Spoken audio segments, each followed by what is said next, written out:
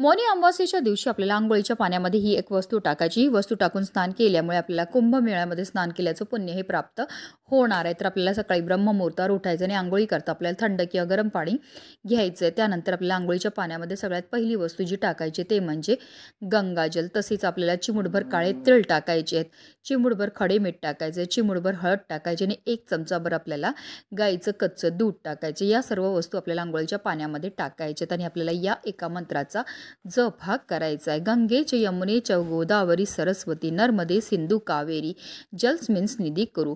या मंत्राचा अर्थ असा होतो, या सर्व पवित्र नद्यांचं जल या पाण्यामध्ये समाविष्ट झालेलं आणि या पाण्याने मी स्नानही करत आहे. जेव्हा आपण आंघोळीच्या पाण्यामध्ये या सर्व वस्तू टाकतो त्याचबरोबर मंत्राचा जप करतो, त्यामुळे आपल्या तनाबरोबर आपल्या मनाची सुद्धा शुद्धीही होत असते आणि पवित्र तनाने पवित्र मनाने केलेल्या प्रत्येक कार्यामध्ये आपल्याला 100% पुण्यफळ हे प्राप्त होत असतं.